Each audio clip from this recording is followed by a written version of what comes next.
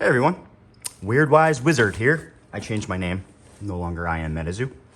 I am the Weird Wise Wizard.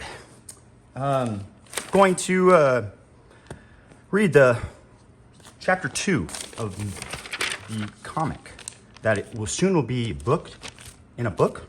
I'm not sure the whole details behind it. Full details, not much has been given, but I had a request for me to read the second one, and I wasn't going to do it until I had a request. So here I am doing it. Sorry for the delay. I told you guys, or the person who asked for it, I was going to have it done last night, and I apologize. I just haven't had the time, but I'm going to do it now. This is a color, and the words, I was going to write all the words because it didn't print very good on my printer, but these are the colored. So I'm going to change the...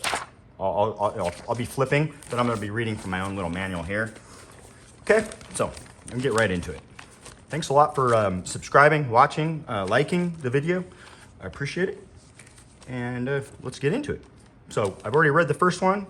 If you want to check that out, please go watch the other one. Okay, through the barrier. A shining light and then darkness followed. Sam floated in that darkness with no sense of up or down, and Sam screamed.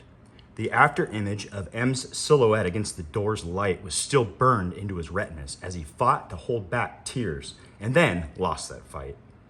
Sam cried in a way he hadn't cried in years. It was the type of crying that we only do in our most private moments. It was a personal crying that shook Sam to his core. And then Sam felt something move in the distance. Move. That was the only way to describe it. A vast darkness surrounded Sam on all sides, but that didn't mean the darkness was empty. Sam could feel all manner of things just out of sight, even though they produced no sound and took no shape. Sam knew if someone were to turn on the lights in all this darkness, what would be revealed would be enough to drive him insane with their impossibility. Sam also knew that if he were to look into the abyss, the horrors lurking there might look back at him. Eyes forward. Don't look. Don't look, Sam thought to himself, almost as though in a fever dream. As Sam tumbled through the abyss, confused and sad and frightened all at once, a road appeared beneath him. It was an old road and uncomfortably familiar. Its asphalt was cracked by years of growth that seeped out of it like vines. A vibrant purple flower littered the sides of the road. Sam recognized it as the West Virginia state flower, although he couldn't for the life of him remember its name. Hell, he couldn't remember his own name at that moment. The impossibility of this road and its familiarity dug up something deep in Sam's mind, a core memory of Sam and his father walking along a similar road. His father explained the old U.S. highway network and the transition away from it. He believed the roads to be a magical part of the United States' history, forgotten but ever present if you only just looked for them. Evergreen roads, Sam. And on this impossible road, an impossible figure was walking, almost skipping. In the vast darkness, the only sound produced was a distinct click-clack of this dark figure's dress shoes. The ancient road he walked on extended into the void 100 or so feet ahead and behind him, as though it flowed from the dark figure himself. Sam had no idea who this man was, but he knew that much like the unknown masses moving in the distance, this man brought only madness. And then the man stopped.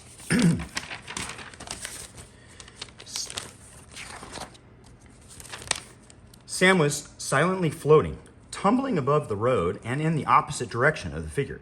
He was still being pushed forward by the momentum of M's farewell and the explosion that brought it. But something, maybe Sam's silent screams that may not have been all that silent, had given the dark figure cause to stop skipping. The dark figure slowly, almost as though he had all the time in the world, began to turn his head, searching for whatever had caught his attention. The dark figure's gaze pierced through the nothingness like a black searchlight, never blinking, somehow making the shadows even darker. One thing was instantly clear to Sam. If the figure's gaze were to fall upon him, he would turn mad from the fear. Just as the dark figure's dark gaze began to turn upward to where Sam and the last tendrils of his sanity were floating, a door opened into the void and Sam fell through it. The darkness was replaced by sunlight and the smell of weak old garbage. Sam had fallen out of wherever the hell he just was, and was now lying in what must have been a dumpster given the smell. The shock of what he had just experienced was enough to exhaust him to the point where he must have passed out, because the next time Sam opened his eyes, the sunlight had been replaced by the soft hues of dusk.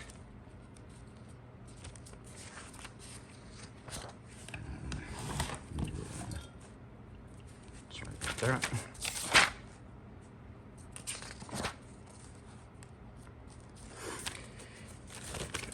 In a moment of panic, Sam rustled about in the dumpster looking for the spellbook M had given him in his last moments. He found it, held it tight, took a shaky breath, and then let the sadness fully take hold of him. He didn't cry this time. How long had he been out? What news was there of Point Pleasant? Where in God's name was he? Through the haze of his contemplation, Sam was met with the sound of a city and what must have been a busy street.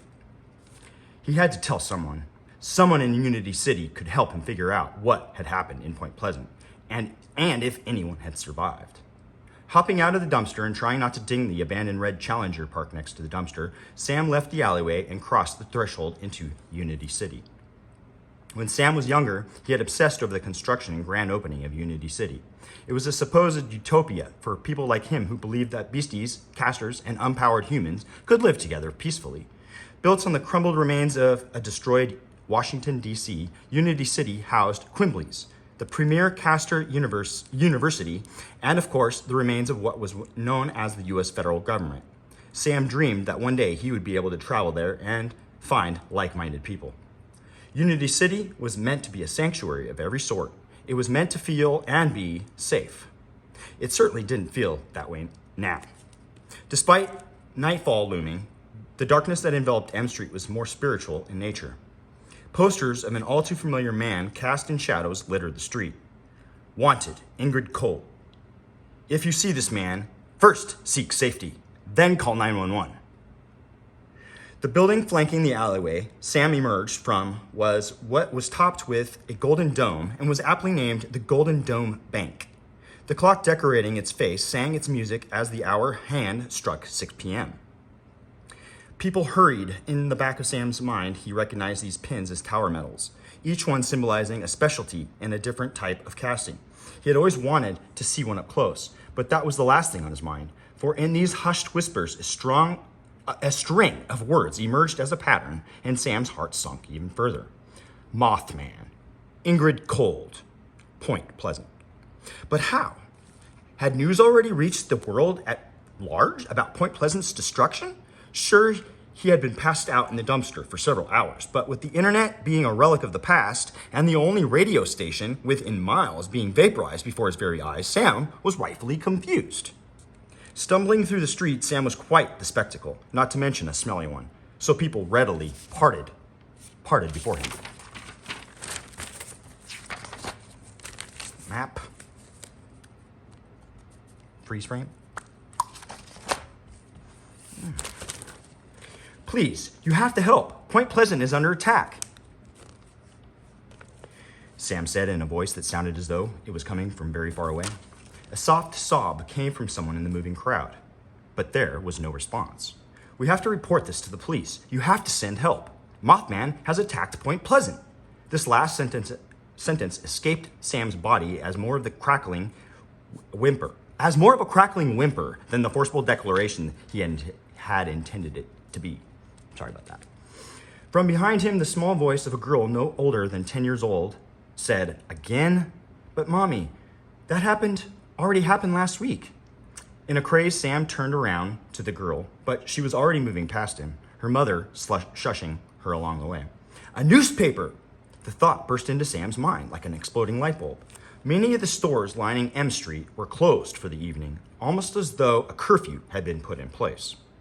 Sewer Alligator's Pizzeria, Leviathan Bakery, Thunderbird Burger, and many other beastie-related restaurants were shuttered for the evening, maybe for good, with the exception of a vendor selling fried Oklahoma octopus tentacles on a stick. It seemed like most of the street trolleys were also packing up for the night. In the dusky sky above Sam, an arched sigil hundreds of feet across shimmered just below the cloud line. It glowed a dull pink before shifting to a burning red, and then to a steel blue, and then into every other color imaginable. The clouds just beyond them, the sigil, appeared to be covered by a greasy film. Sam finally came to a breathless stop in front of one of the few stores still open. The Caster's Corner, Unity City's official newspaper, lined its window like an advertisement to Sam's very own nightmare. War! Mothman strikes 7th city in as many days. Tragedy in Fresno, California. Sam stared at today's newspaper for what felt like an eternity. Except that it wasn't today's newspaper. The paper was dated October 13th, 2031. A full 7 days into the future from when M pushed him through the dark door. A soft bell at the top of the door announced Sam's entrance into Georgetown Tobacco. Sam was met with a wave of exotic smells that reminded him both of home, of things very far away from it. It reminded him of things he had never seen. Even in Sam's panicked stupor, even in his rush to tear the newspaper from the window and give it a proper read, he took notice of the even more exotic magical items that lined the walls and glass cases of curios. Masks of various cryptid faces, contorted in either hysterical laughter or hysterical anguish, looked back at him from dark corners. Or at least he hoped they were masks. Blinking orbs with various marks of forests, flames, and frost glowed in the top shelves like premium liquor. Sam had read all about these as well. Terra orbs. Could have sworn those were illegal, Sam thought to himself, before being forced back to reality. Boy, you smell like shit. Sam came to us with a start. In the back of the store, a small group of grizzled men and younger robed students were enveloped in a haze of cigar smoke of every conceivable color. They sat in wooden chairs huddled around a radio that played soft jazz. The playful and accurate insult came from the largest of the men, a man so hairy that he looked strikingly similar to a meatball rolled around on the floor of a barbershop. Letting out a burst of manic laughter at the thought, Sam quickly covered his mouth with both hands. Jesus, John, can't you see he needs help? Probably has the hangover of a century. Another gentleman, not quite as hairy as the last, stood up and ushered Sam to one of the chairs. Sam collapsed with a thunk, and the chair creaked beneath him. As the gentleman that had helped him disappeared into the back, Sam became aware that all eyes were on him. You do smell like shit, though, that meatball of a man repeated, and one of the students burst into laughter. Colorful smoke, indeed. Newspaper. I need to see that newspaper. A copy of a newspaper that had lined the window was rolled up and placed on a stool next to Sam. Sam pointed at it before a student snatched it up. Ah, we were just discussing that, man, said a blonde kid with a bright green metal shaped like a hedge pinned to his black robe. He was waving the rolled up newspaper like a baton to emphasize his words. Can you believe the federal gov is already talking about war? And war against who? War against the beasties. War against Mothman. Don't act dumb, Jacob. This isn't your freshman world history 101 class, another man softly interrupted from one of the corner chairs, arms crossed and brow furrowed. Easy for you to say, old man. It's going to kids like me that are asked to fight, not old bats like you. He turned to Sam. Can you believe this bullshit, man? Like you and I should fight and die because some ancient caster pissed off Mothman, and now he's going around blowing shit up again, Jacob said with a scoff. The man with the furrowed brow continued. Not shit, Jacob. People. Cities. Well, maybe we shouldn't have disturbed him then. Maybe we deserved it. Maybe if the folks in podunk towns like Point Pleasant weren't a bunch of cryptophobics, their city wouldn't be a giant piece of glass right now. The conversation continued, but no sound reached Sam. He saw the anger and the fear and the mouths communicating those emotions, but no sound reached him. There it was, confirmed. Point Pleasant was gone, and so was his past life. Sam had seen his hometown wiped from existence with his very eyes, but somewhere deep down he had hoped.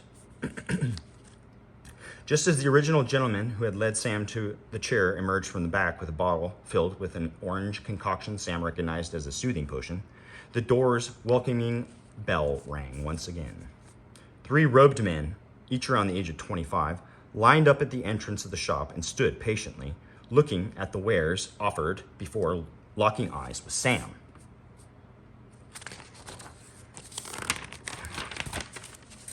Yes, it was weird that they all looked the same, but triplets existed well before the veil shattered.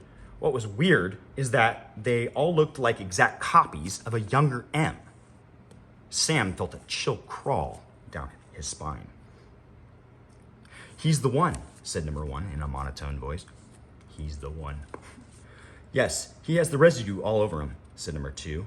And with a snap of his fingers, a black ooze materialized all over Sam, which glowed faintly. Sam had a hunch that he hadn't picked it up in the dumpster. He stood up in a panic and tried to rub it off like a spiderweb caught in his hair. It fell to the floor with a squishy smack, but much of it still stuck to his skin and clothes like motor oil. "He reeks of the pathways," said number 2. "Yes, but that's impossible, number 2, said number 3. "Quite, number 3. An unsanctioned door to the pathways hasn't been opened in Unity City in almost 10 years, said number 2. "Indeed. 9 years and 247 days to be exact, said number 1. And then in unison, "Sir, you'll need to come with us." The man holding the soothing potion approached the trio with pleading arms. "Okay, now, settle down. This is my establishment. What seems to be the problem?" With another flick from number 2's finger, a mask depicting a laughing piazza bird flew from its place on the wall and slammed into place over the man's face, muffling his words. Tiny spouts of fire shot from the mouth of the mask in almost comical fashion every time he tried to speak. Everyone who had remained sitting stood up in shock and protest. "Oh, come on, what the fuck?" the blonde student began. More beastie masks flew from the wall and lodged themselves to the faces of the Georgetown tobacco regulars. The blonde student struggled with the Cumberland Dragon mask as it grew flowers on its wooden horns. The hairy man who had insulted Sam before became even hairier as the Bigfoot mask on his face sprouted whiskers. "Actually, I don't think we will require any assistance, thank you," number 1 said as he turned his attention back to Sam. Sam stood dumbstruck as he watched what looked like the strangest play in existence as the men he was calmly sitting with just moments before seemed to dance as they struggled to remove the magical beastie masks. "Seems to be quite a bit of illegal items in here, wouldn't you agree, number 1? Said number 3, eyeballing the Terra orbs. "Quite," said number 1, nodding in agreement. Sam turned to face the trio and reached for the baseball bat that he had slid into his sleeve of his backpack, but then stopped. "Look, I'm having a pretty rough day, but I have a feeling that you can bring me to a police officer or someone in authority so I can figure out what the hell is going on. I don't know what the black ooze is or why you're looking for me, but we can figure it out." The trio of younger looking M's stared at Sam for several seconds in complete silence. "Do you trust him when he says he'll come quietly, number 2? Said number 3. "Not at all, number 3. And before Sam could unsheath his bat, number 2 waged his finger once more, and a Mothman mask flew from the darkest corner of the shop and slammed into Sam's face. He was once again met with darkness. Sam sensed his body lift from the ground, heard the ringing of a bell, and then felt the fresh rush of air from an autumn night. Sam had no idea how long he had been floating, or how far they had traveled. He did know that any attempt to shout or talk was met with confusion, as though he had forgotten how to do either. Moving was also an impossibility. What pissed Sam off the most was he wasn't lying when he said he would have joined them peacefully, so Sam was patient and waited and floated. The sense that hadn't abandoned him entirely was his ability to hear the hum of the city around him. The buzz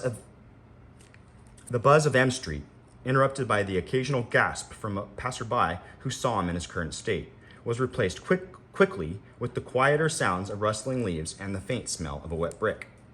With enough focus and calm, Sam began to be able to see through the red eyes of the Mothman mask he wore, and what he saw astonished him. Gone was not only the hustle and bustle of M Street and the quiet of the side streets they were traveling on. What had replaced it was groups of what appeared to be students studying, casting, and talking by moonlight. Sam had arrived at Quimbley's. Each student wore robes, and many of them had twinkling medals adorning them, each medal specifying specialties in different fields of casting. Sam knew it was no small feat to acquire these medals. Each one required a series of tests and examinations at so-called towers. Some of the students, many no older than him, and some indeed younger than Sam, had multiple medals pinned to their robes. In much of the world, even other casters looked down on the use of robes and wands as cliché. Sam had a feeling that no one here suffered that insecurity or scorn. This was Quimbley's, and they only accepted the finest. This was Quimbley's, and this was where Adam and Rose were. Some of the students stopped in their tracks to gawk at the trio of younger-looking M's and a floating boy in a Mothman mask passing by. Others, perhaps those a bit older and more worldly, played it cool and acted like they saw similar things on a daily basis. And as far as what Sam knew about Quimbley's and who ran it, perhaps they did. Growing up, Sam had heard rumors of the great Rainbow Wizard, who was head caster at Quimbley's. Sam had heard rumors of his intense magic, and that he was perhaps the most powerful caster on the side of the federal government. He was also one of the few known evergreens, the name granted to casters and entities who had been alive before the veil and was put in place over 1,000 years ago.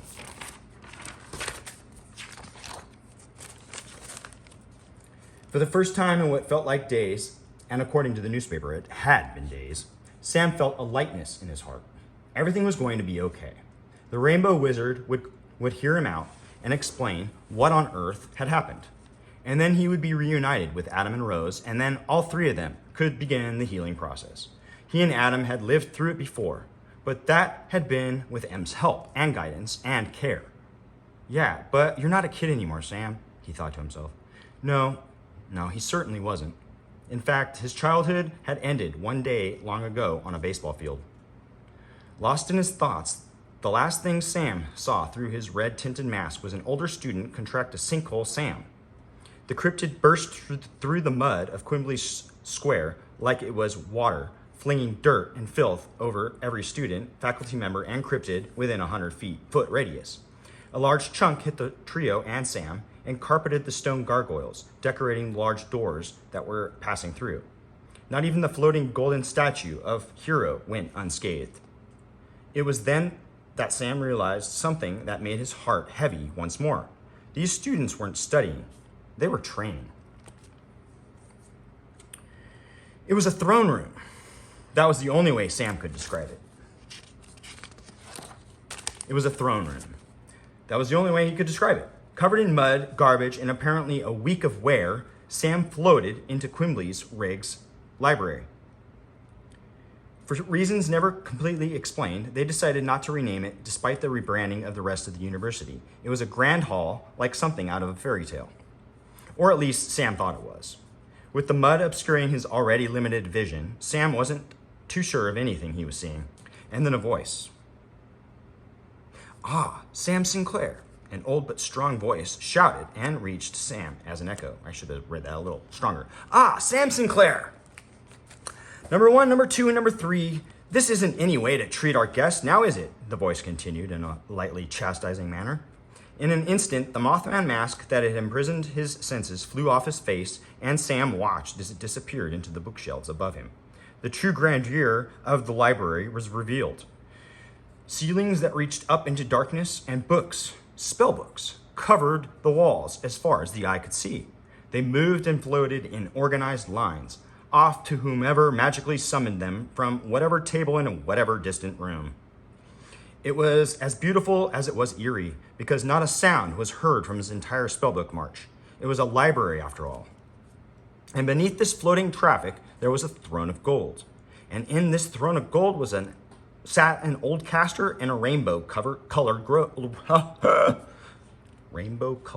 robe. Flanking either side of this golden throne and performing various clerical tasks out and about the room were more of M's young lookalikes. So not triplets, octuplets? Sam thought to himself with confused amusement. Looking closer, Sam was more sure of the resemblance to M, although he had his doubts that M had ever actually been young.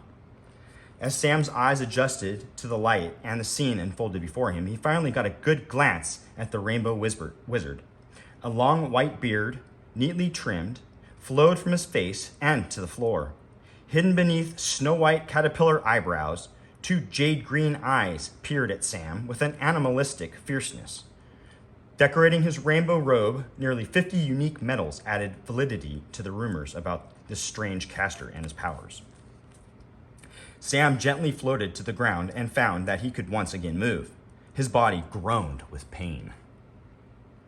"Sam, it's such an honor to finally meet you," the rainbow wizard began to say, but then his gaze wandered to the trio that had brought Sam before him. "You three are disgusting. Look at how filthy you are. Go to the bathhouse immediately." And then he turned back to Sam and said, much more gently, "I do apologize for how they treated you, Sam. We had no idea that it was you who opened the door to the pathways. You see, my sigil protects Unity City. I am what people call the Rainbow Wizard, or Cassius Cain in another life. But I like to think of myself more as the humble headcaster of Quimbleys." The old caster let this sentence trail off into silence as he stared at Sam, as he stared through him.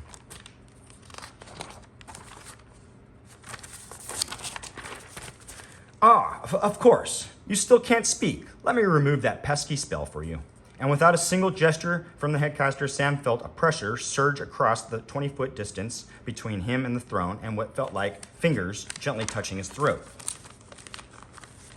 and remove something hidden. With a gasp and a cough, Sam fell to his hands and knees. In a hoarse voice, the questions he had began to flow through him. Point Pleasant was destroyed by Mothman. "Yes, we already know." The headcaster broke eye contact with Sam, and what appeared to be real pain distorted his face. "We already know, Sam." "How? And how the hell do you know my name?" With this question, the old caster looked back to Sam, and Sam saw a flash of anger cross his features that lasted only a fraction of a second. But Sam did see it. Mothman destroyed Point Pleasant over a week ago. Sam had suspected as much based on what he'd learned in Georgetown Tobacco, but hearing it didn't help alleviate his confusion. From his perspective, M had pushed him through the door a mere 8 to 12 hours ago, even though, now that Sam thought more deeply about it, it had been nighttime when Mothman appeared at the radio station and daytime when he had emerged in Unity City. Something wasn't adding up. I don't understand," Sam pleaded to the headcaster. "Just tell me everything I need to know, damn it. Can't you tell me I'm a little messed up right now? Can't you tell I'm a little messed up right now?" No, of course you don't. The pathways are quite tricky. They are an old type of magic that even I must admit to having a difficult time understanding. Everything has a cost, you see. You traveled a very long distance, but it was quite short in the pathways, right? That short distance has a cost, and the cost is time. It's not quite that simple, but time and space never are.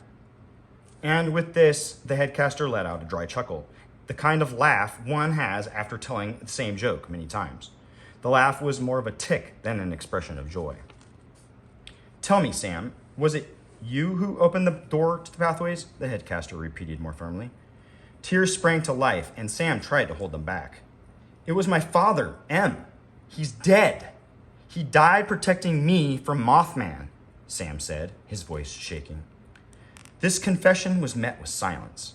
Sam was busy using his jacket sleeve to wipe the tears from his face when every hair on his body began to stand on end, as though a lightning bolt were about to strike nearby.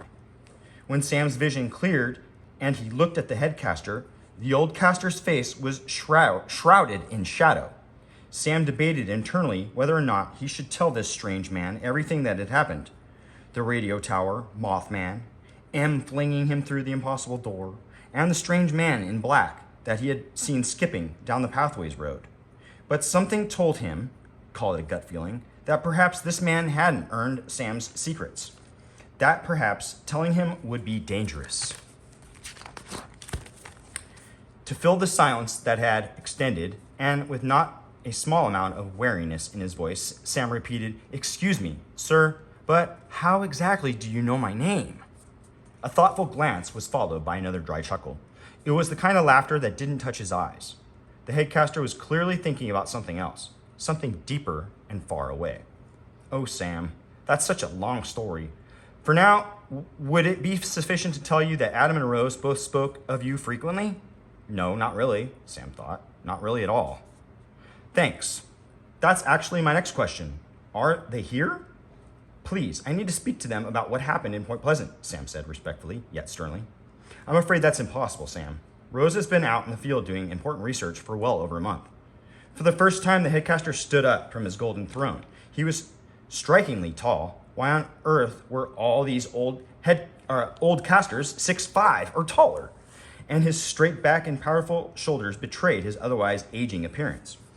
He strode forth, almost appearing to float, 2 strides that covered half the distance to Sam. A flourish of his hand brought forth a spellbook bound in what appeared to be opal. The pages turned themselves slowly and deliberately, while the headcaster tisked impatiently. It seemed every spellbook had a little bit of personality.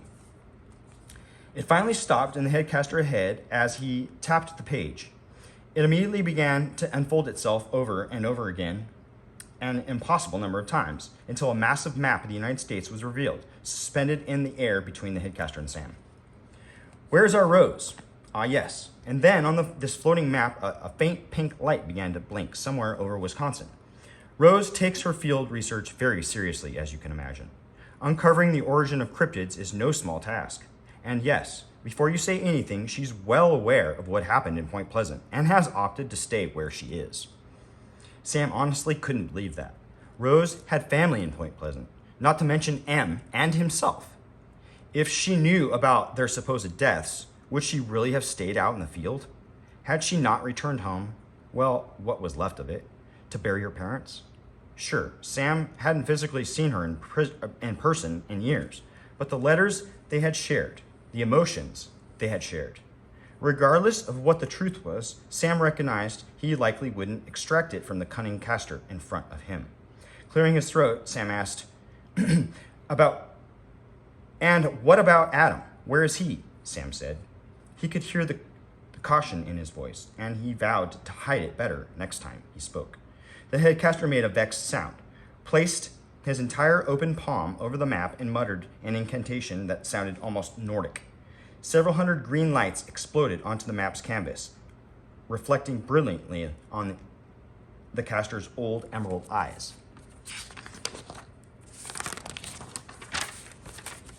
I don't understand.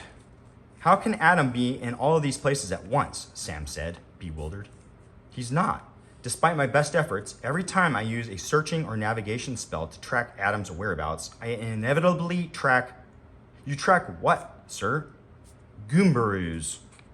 Goombaroos? Yes, goombaroos. Filthy beasties. Adam's idea of a joke, I would imagine, the headcaster said with very little mirth. Except Sam didn't really know Adam to make jokes like that, especially on a man that was the headcaster of his university. With a gesture, the map folded into itself an impossible number of times before the spellbook containing it snapped shut and disappeared into the headcaster's sleeve. Sam could have sworn that just as it folded out of sight, he saw scorched marks roughly the size of small cities pocking the back of the map. Why hadn't he seen them before? How was Adam able to throw off the tracing spells of an evergreen caster? Why did he want to?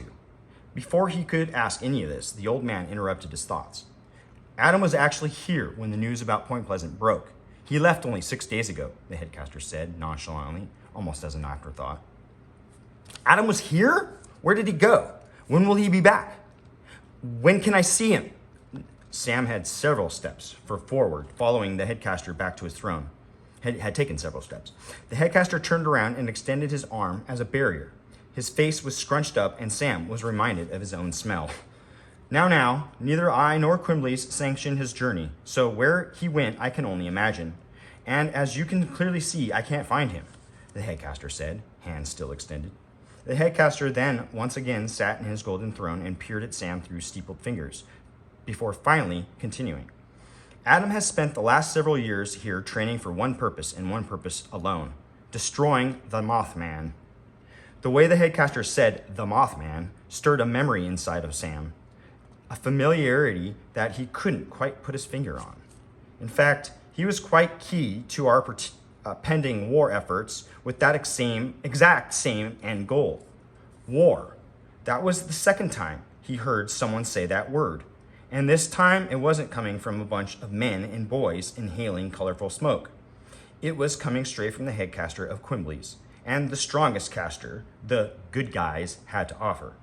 Well, thank you so much for explaining all this to me, sir. Please, headcaster, is sufficient? Headcaster, thank you so much for everything, but I think what I need to do next is head back to Point Pleasant and find Adam. Still through the steepled fingers, the headcaster stared through Sam. You know, Sam, M wasn't just looking out for Adam. I have a hunch that he might have been there for you as well. The headcaster trailed off while searching the folds of his robe for something. Looking out? M wasn't looking out for us. He was raising us. In many ways, he was our father. The headcaster took advantage of Sam's confusion to once again stand up. From his sleeve, he produced a small silver lantern very similar to the one Sam saw miners use in old children's books. Except this one had what appeared to be hundreds of intricate beasties carved onto its surface. Sam, if you would allow me, this is called a gauging lantern. It's very old, maybe even older than me. We use it to sort people in the houses here at Quimbley's? Sam quickly interrupted, perhaps a little too harshly. He was hungry and tired, and he didn't feel as though the headcaster was being entirely forthcoming with him, and he had to find Adam. Ha! I've never heard that one before. No, it's quite different. Sorry, I read that totally incorrectly, but it shines an incredibly peculiar light, and when that light hits your body scatters it onto those doors just behind you, kind of like a prism. We can tell all sorts of things about your magical abilities and potential with this nifty lamp, the headcaster said with a slight smirk.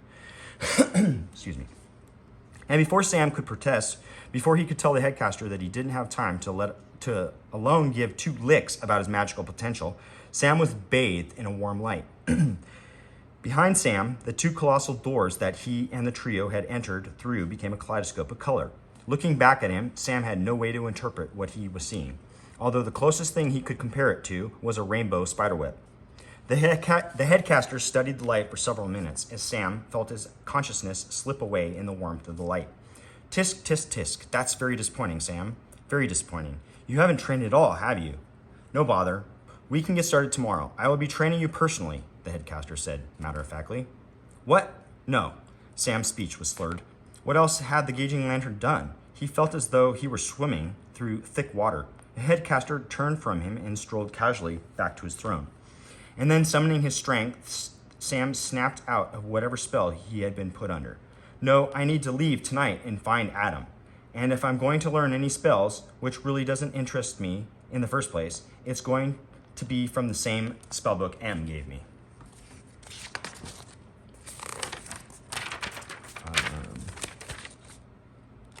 This just says, my destined meeting with Sam Sinclair went better than expected.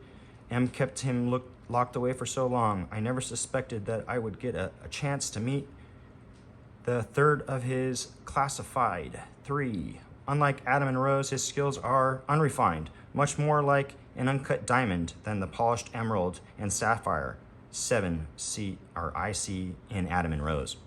Still, the gauging lantern showed the same results for Sam on a scale of potential out of 10,000 people.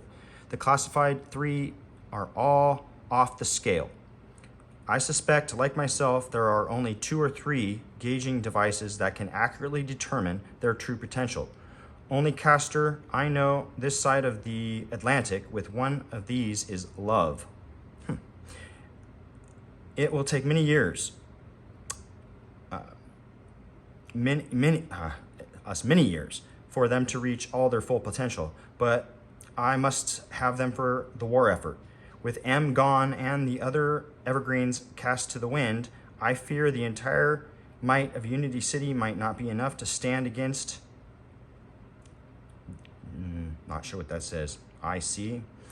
Oh, Ingrid Cold. Oh, how I fear him. Please, please return to the shadows before all is lost. And you can pause it and look at those other things. I'm not going to read them. If you would like. And also, this is all available on the Metazoo website, by the way. The Rainbow Wizard stopped in his tracks for just a moment before once again sitting down. M's spellbook. It wouldn't happen to be a blood red book, would it? May I see it? Absolutely not, a voice screamed inside of him to get away, and get away soon. Despite the headmaster's pleasant demeanor and kind tone, there was something primal and twisted in the way he was looking at him. Sam began to back away slowly, like an animal cornered. The headcaster began to comically search his robes for something. Oh, you know what? Actually, I think I have it right here. And with a flourish and a smile, the headcaster revealed M's spellbook from within the sleeve of his robe. In a panic, Sam ripped off his backpack and tore it open.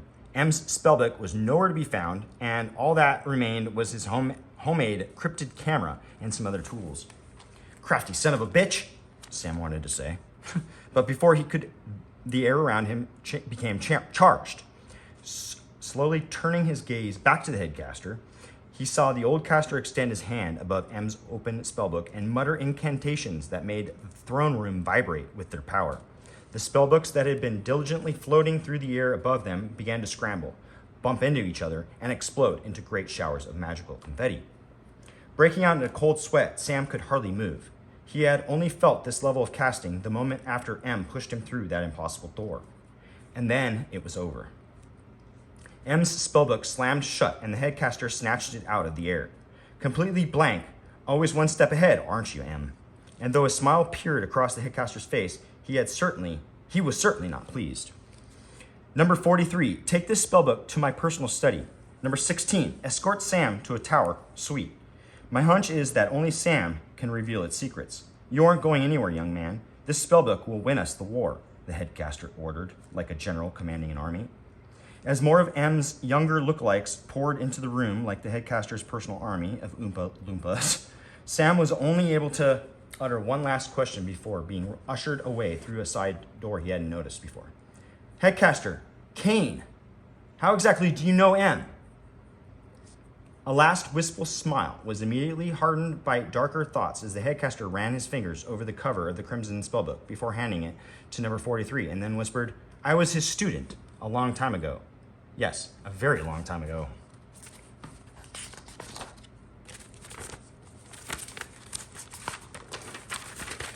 It didn't make sense. None of it did.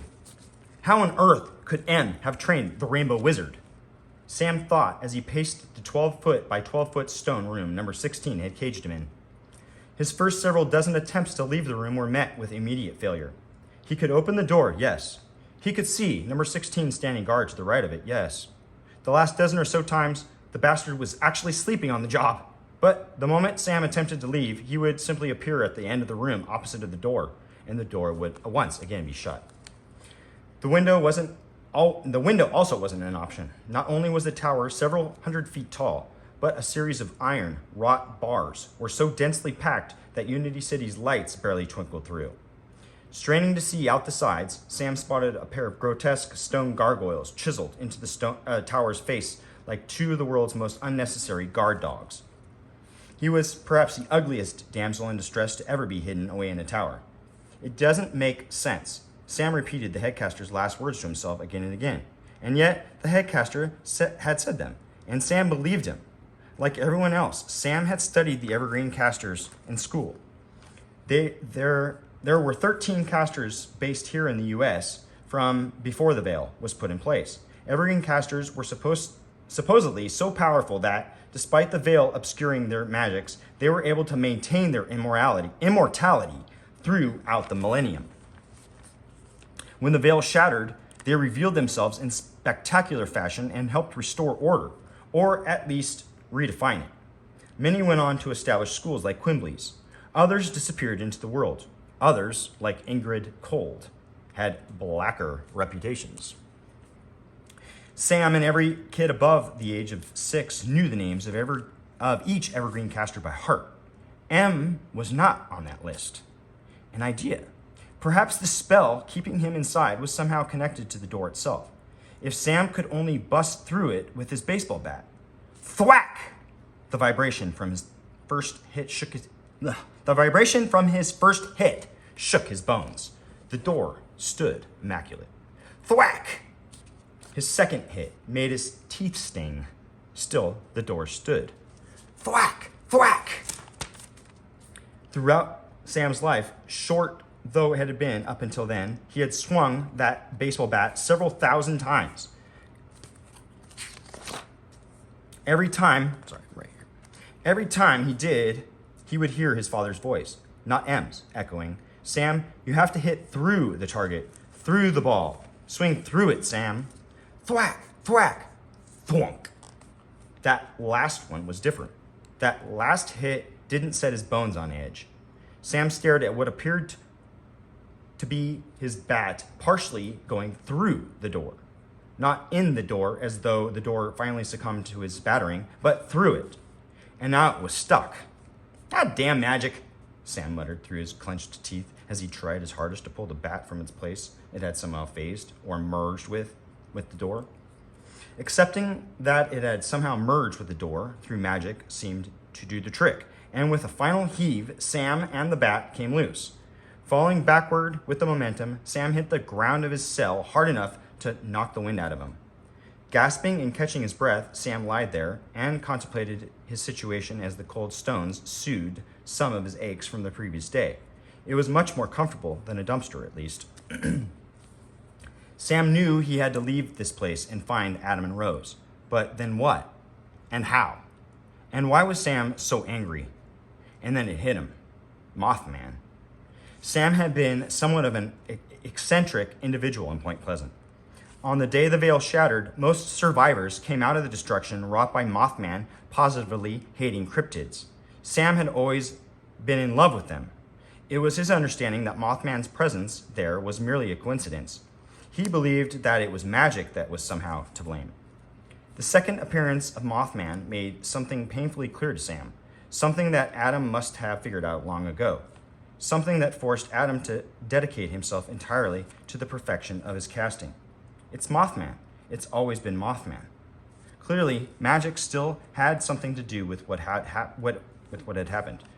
But so long as instruments as powerful as Mothman existed, humanity couldn't possibly be safe. While Sam could stay at Quimbley's to join whatever war effort seemed to be brewing, the other part of his plan made that an impossible consideration. It's not enough to stop Mothman. I have to put an end to this whole damn thing. I have to put the veil back in place. If it had been done before, it can be done again. Screw all this magic shit. The world has had enough. I've had enough. I can do it. Somehow. Somehow.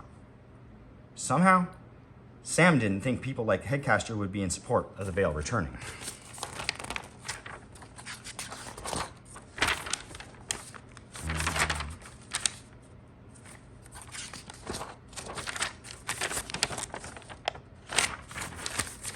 The cold stones at his back were definitely comfortable. Way more comfortable than any bed Sam had ever slept in before.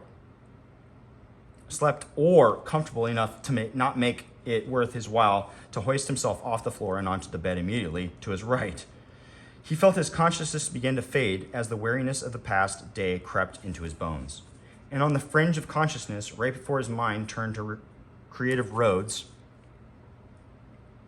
it always took before he began to dream, Sam had one last sober thought. If the past day had shown him anything, it was that Sam was woefully out of his league when it came to the powers that he had to deal with. Fine. I guess I'll actually have to learn magic then. And with the tail end of that thought leaving his mind, Sam's eyes that were fixed just under the bed began to close. That is, until they saw a book. A crimson spellbook. Sam's eyes snapped open, and with a groan, he reached under the bed and unearthed M's spellbook. How had it gotten there from the Headcaster's study would forever mystify Sam, for it certainly would have been under any number of powerful anti-theft spells placed by the Rainbow Wizard himself. Sam guessed two tricky old casters canceled each other out. Running his fingers over the binding for the first time, Sam gave the spellbook a hard look for the first time. Blood red was certainly a more accurate way of describing its color, and beyond a single M pressed in gold on the top of the cover, the supple leather was bare. Opening it and fingering through the pages, Sam began to wonder, why had M given him an empty spellbook? The several times he had seen it through his childhood, the book was filled to the brim with all these arcane Sam tried to capture a glimpse more than once, but only ever came up with headache and a soft chuckle from M. So at some point, as recently as the previous evening when M used it to create that eldritch flame, the book had not been empty. But now, flipping through the pages, Sam saw the book was completely empty, just as the headcaster had reported it, except that it wasn't. On perhaps the 20th page that Sam turned to, images began to stain the parchment, as though somebody were spilling an invisible inkwell. At first, they started off indiscernible, but after several seconds, they took shape. There were 3 distinct illustrations drawn in what Sam recognized to be M's hand. No words, just doodles on a page. The first illustration, which appeared to be 5 or so vertical lines bowing outward from the center, began to faintly glow. Now, Sam had never intentionally cast a spell in his life, and certainly not from a spellbook, but he had seen it done enough times that intuition drove him.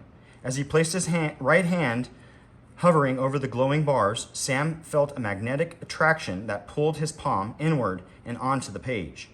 What followed was a sensation Sam had felt only once before when M had given him a sip of his Christmas brandy several years ago. A warm sensation that started in his chest, moving upward to his neck like hot smoke. Down his arm it went like steam through pipes and spilled onto the page.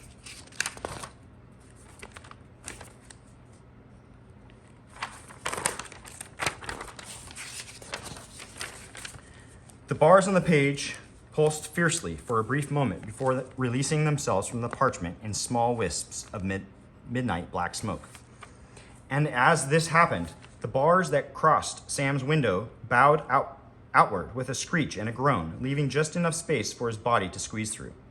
Grabbing his bag and sheathing his bat, Sam ran to the window, breathed in the fresh air, and gazed at the twinkling city lights beneath him.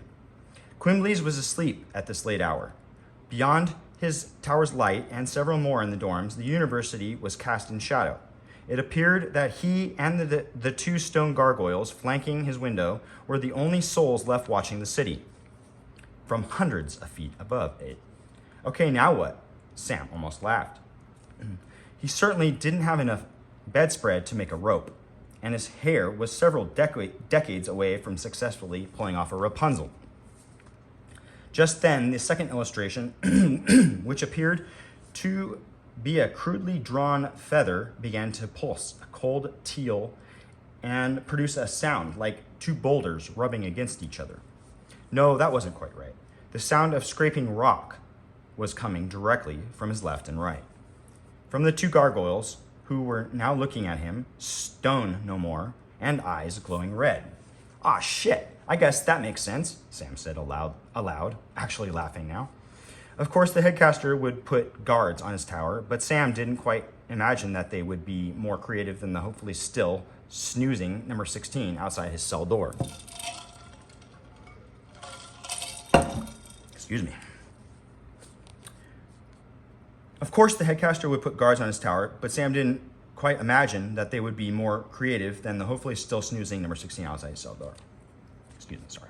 Every tower needs its dragon, right, boys? Sam said a bit more nervously as more gargoyles crawled from around the opposite side of the tower. Okay, I get it. Let's hope this works. And with the greatest leap of faith in his life, Sam jumped out of the window while pressing firmly onto the pulsing feather and promptly plummeted like a stone into the darkness below him. Summoning every ounce of courage in his soul not to scream, Sam closed his eyes as the warmth flowed through him once again as his hand pressed harder and harder into the page. And like hot air filling a balloon, Sam began to float, except float wasn't quite right.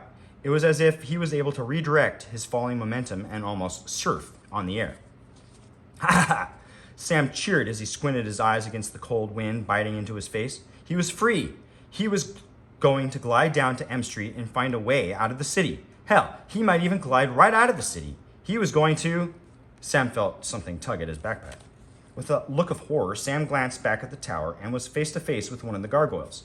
6 of his friends followed closely behind. The gargoyles could fly, which, of course, they could. The closest one, grabbing onto his backpack, screeched into Sam's face as it was illuminated by a crimson light, temporarily blinding it. It was the 3rd illustration on his page, pulsing a frantic red. Sam realized immediately what it was and punched his fist down onto the page. The pulsing sketch of a red rock exploded off the parchment in a blizzard of hot embers, and then what felt like a bonfire was lit inside of Sam's chest. Sam let out a cry of surprise as the heat coursed through his body.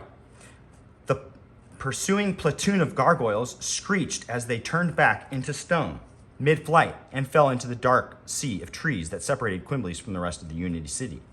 Sam sighed in relief, creating a billowing cloud from his hot breath on the crisp air. He continued gliding down to M Street and watched the stars. Standing atop Golden Dome Bank, adjacent to the alleyway he had emerged from earlier that evening, Sam surveyed the mostly dead M Street beneath him.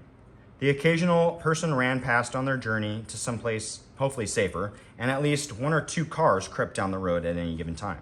Sam was surprised to see so many functional cars, but he supposed anything was possible in the big city. Perhaps magic helped drive some of the machinery. In any event, the hot red Challenger hidden away in his alleyway wouldn't look too odd on M Street at this hour. Closing M's spellbook and tucking it away in his backpack, Sam prepared to glide down to the roof of the car. Just as he jumped, the clock decorating the face of the Golden Dome struck 1 a.m. and filled the air with deafening chimes.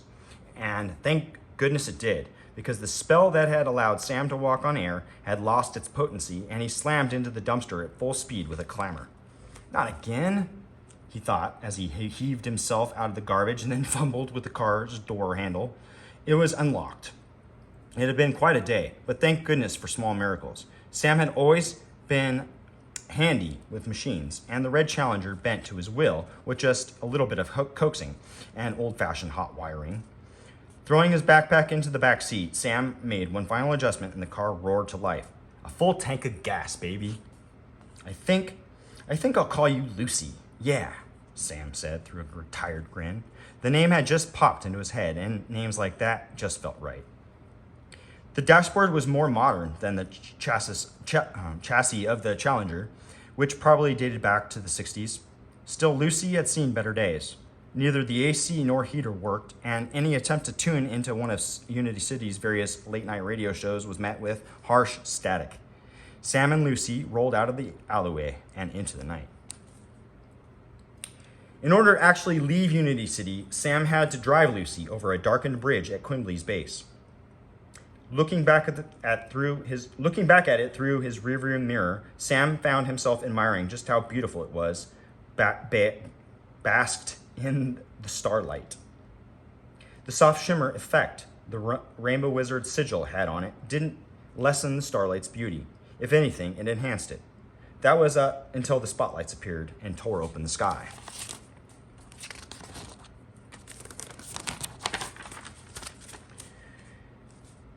From the forest of Quimbley's, great beams of light illuminated the underside of the clouds that had gathered at the tip of the tower he had escaped not half an hour before. And in these beams, dark figures flew and cast their own shadows on the cloud's underbelly. Gargoyles, dozens of them, and other things, Sam realized, other things he didn't recognize or dare to. They poured into the night, and the stars began to blink. Sam put his foot hard on the gas, and Lucy roared once more.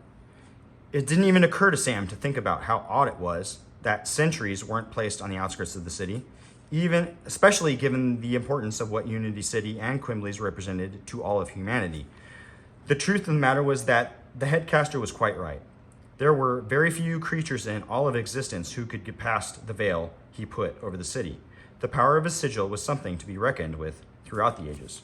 Sam passed through the Rainbow Wizard's veil without noticing, and the blood-red spellbook in his backpack glowed blood red once more, before going quiet for a very long time.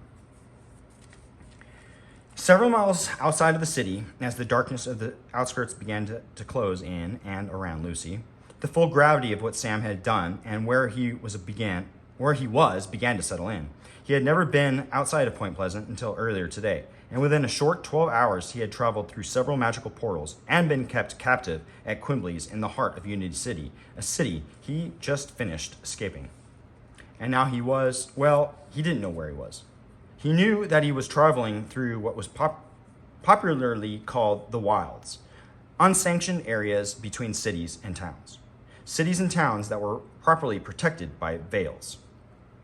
Or at least that was theory. Sam wasn't too sold on the idea of veils and sigils and the old casters that created them. Not after he saw two supposedly impenetrable veils popped like magic piñatas in the span of several hours. Sam didn't know where he was, but he knew where he was going. Back to Point Pleasant to find Adam. It was the closest thing to a plan he had come up with while thinking through the cloud of exhaustion that weighed on him. Maybe I'll just pull over here to the side and rest my eyes, Sam said, although without the heater working, he doubted he would be able to comfortably sleep, even in his exhausted state.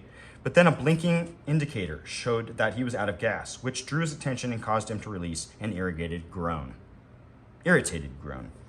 What the hell? It was a full tank like an hour ago, he sighed. Nonetheless, he pulled over to the side of the road, which began kicking up bits of gravel and making him wince as the thought of dinging Lucy's paint job. Sorry about that, Lucy, he said before interrupting by more warning lights springing up on his dashboard. Apparently, the issue was with the engine. Popping the hood, Sam slid out of the front seat and into the evening air. Something was moving inside of the engine. Quietly opening the back door, Sam unsheathed his bat from his backpack and cautiously approached the front of Lucy, ready to swing.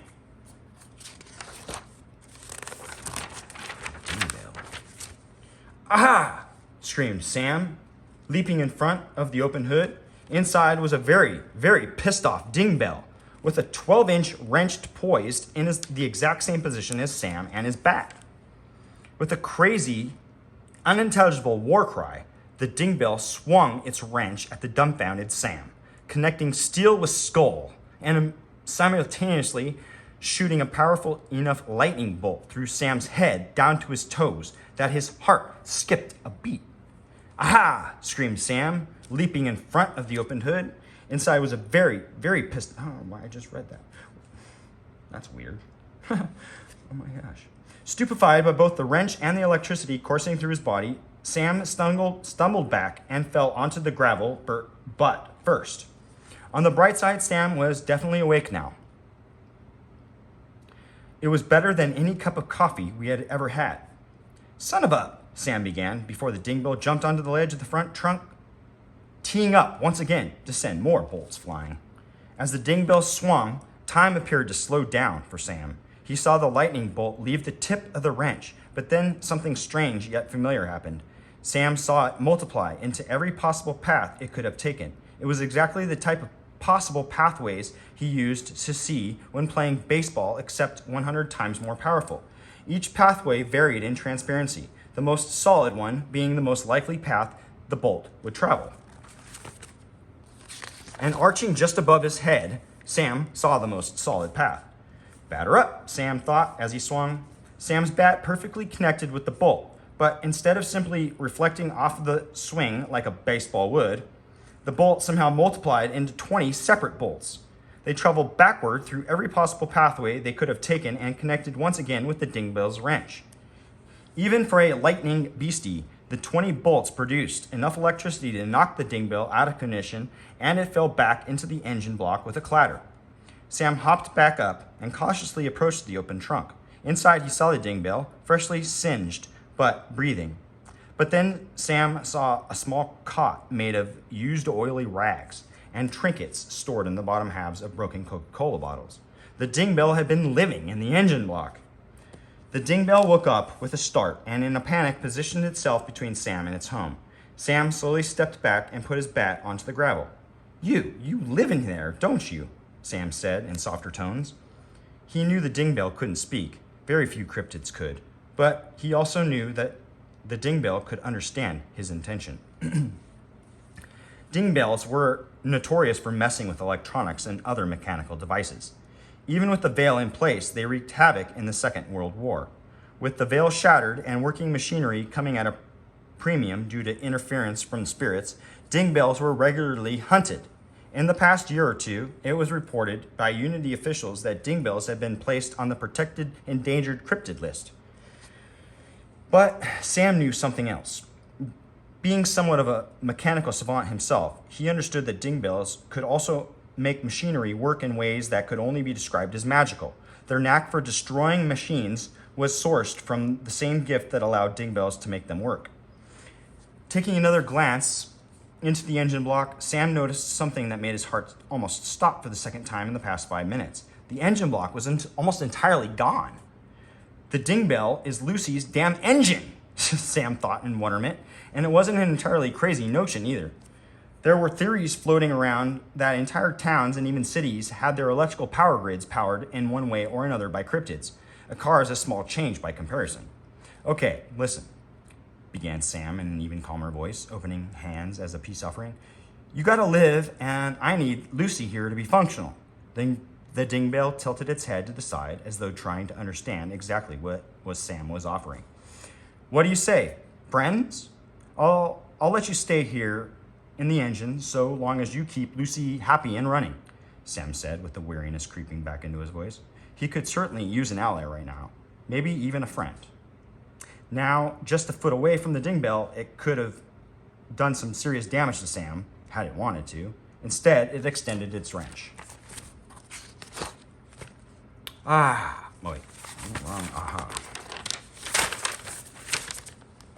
Sam chuckled, understanding the universal gesture. Let's shake on it, Sam said cautiously as he extended his own hand. As flesh touched steel once again, Sam felt that now recognizable warmth grow in his chest. It was accompanied by a brief electrical surge that moved through him, the dingbell and the body of Lucy. Unseen to Sam, a small symbol, the same symbol that was patched onto his jacket, etched itself onto the dingbell's wrench. Completely unintentionally and unbeknownst to Sam, he had formed a contract with the first beastie. There was a moment of awkward silence as the warmth subsided. So, began Sam while hesitantly eyeing Dingbell, how exactly do we get start? Before the hood of the car slammed shut, almost clipping his fingers, Lucy roared back to life. Jumping back into the front seat, Sam closed his door and was met with a blast of warm air. The heater was working and working well. Cheeky bastard, Sam said under his breath, almost afraid that the dingbell would understand him. Look at that, a full tank of gas as well. Just for kicks, Sam tried the radio and had the soft tunes of some unknown classical song wash over him. Sam sat there for a moment, thinking about what his next steps would be. He could drive west, that was for sure, to Point Pleasant to find Adam and maybe even Rose. But all of that would have to wait. With the warm air and that warmer music, the only thing Sam did that night was sleep on the side of US 50 East. The map of the US had changed with the shattering of the veil. What was now known as the Cryptid Nation was more of a nostalgic puzzle with certain pieces missing and others rearranged. Had Sam left out of Georgetown with Point Pleasant as his destination 10 years ago, the journey would have taken him at most a day. However, with the roads the way they were now, Sam had to diverge all the way north to the outskirts of Columbus, Ohio, before hooking it back down south to Point Pleasant. He parked on the side of the road and leaned up against the passenger side of Lucy. In one hand, he held a hot dog covered in relish and mustard, yum, and in the other, a somewhat updated map of the Cryptid Nation, both of which he bought from the aluminum trailer restaurant that had set up shop not 20 feet from the old highway. Columbus, Ohio had been abandoned nearly 10 years ago, but on the outskirts of the city, there were still signs of civilization, little bits of humanity that sprouted just about anywhere like dandelions through concrete. As far as Sam was concerned, restaurants and hot dogs were about as close to civilization as one could get in the wilds. M's spellbook hadn't revealed any further secrets to Sam since his encounter with the gargoyles. In fact, it was as blank to him as it had been for the Rainbow Wizard. Sam tried not to take it too personally. What the hell do you eat, by the way? Sam asked through a mouthful of relish, slamming his fist on Lucy's hood. He had tried to feed the cryptid any number of things in the 3 days they had been on the road together, but nothing took. Sam suspected the damn thing ate electricity. Dingbell responded in kind by turning on the radio to Sam's least favorite frequency, a polka radio station that seemed to persist no matter how far Sam thought he moved away from its source. Perhaps he was moving towards it. Sam leaned in through the passenger window and changed the station to Cryptid Storm FM, a station that broadcasted nationwide, straight out of Unity City. Cryptid Storm FM spoke about sightings of cryptids, spirits, and anything else that slipped through the veil, as though they were storms or weather fronts. That's right, Jim. We have a cold front and spirits moving west of Nashville, Tennessee, source unknown, the broadcaster said in his all too smooth voice. This one's a doozy, folks. Avoid it if you can. Reports show that this cold front is several miles long and just as many miles deep. Jim played off his partner's upbeat tone. Wow, that's got to be several 100,000 people all moving together. What do you think, Jim? Could the source of this spirit storm be coming from Nashville itself? Hard to say, Lawrence. These spirit storms sure do love to move. And when they move, and then in practice perfect unison, they move. Spirit storms were something Sam had, until recently, only read about. But in the past 3 nights alone, he had seen their lights on the horizon half a dozen times. They were huge, rambling crowds of lost spirits wandering the countryside and plains of the Cryptid Nation. No one knew where they originated, but the main theory was that they poured out of the cities with the shattering of the veil. Sam never got too close to them if he could avoid it, and their storm fronts were part of the reason he had to diverge off his course to Point Pleasant. Just as Sam was finishing his hot dog and about to wipe his hands on his jeans, the Cryptid Storm FM reporter's voice took on a deeper, almost scared tone. Lawrence, this just in. Jim's silence was deafening. What is it, Jim? Lawrence said over the air, almost sounding more frightened at his partner's tone than whatever was scaring Jim. Oh no, we are very sorry to report this, folks, but there's been another sighting of Mothman. The butt end of the hot dog hit the pavement with a splatter. Folks, as you know, Mothman has been responsible for wiping out 8 different Cryptid Nation cities in the past week. Jim sputtered out reluctantly, almost as though even saying Mothman's name out loud might summon him. A car door slammed shut. Jim? Where, Jim? His voice almost skipping. Mothman has been sighted flying above a castle, of all places. A castle in Ohio, Jim said, matching his partner's panicked voice. Lucy roared to life as electricity coursed through her. A castle? That's right, Law. The Loveland Castle. So I assume. We still got more. Sorry about that. Not sure what this is. I guess the page is not in here, so I'll read it here. So clearly things have changed since the first chapter was published. To say the least, Metazoo has seen growth that is truly remarkable and, to be honest, very much unexpected. Now it's important that you all know that this is from Michael Waddell. I apologize. I'm going to read it anyways. Now it's important to you that you all know that I hoped that Metazoo would eventually grow to this point, and I certainly worked very hard to make it so, and the staff and volunteers worked their butts off as well. Still, you never really expect to turn out the way it has. All that being said, we still have a lot of work to do. The partnerships with Channel Fireball, which isn't happening anymore, Rudy from Alpha Investments, eBay, Universal Distribution, PhD, Yoki, whatnot, Nita going, are all just the beginning. I have big plans for Metazoo. Now for the story. Things are progressing nicely, I think. It was important to show that no Hogwarts or Dumbledore exist in the Cryptid Nation, or at least not yet. The real world is complicated, and so are people. That doesn't necessarily make the Rainbow Wizard bad, per se, but rather just a person. Sam is also complicated. He's clearly heartbroken, but determined to move forward. He wants to end magic, but he needs to learn how to cast in order to do what is necessary. This real-world twist to all things magical is integral to the Metazoo world. Remember, this is supposed to be our world. The difficulty and the fun is going to be balancing this need to have real people and real-life events with still keeping things fantastical and appealing. Reality is important, but so is having fun. I know the past 2 chapters have been dark, but don't let that color the whole story for you. Yes, there will be loss, but that pain will be balanced by happy, funny, and lighthearted moments, just like life. Until next time, dear reader, sincerely and happily yours, Mike Waddell. I say the same. Thanks for watching. Thanks for listening. I will have the third one up very soon. Thank you, guys. Peace out.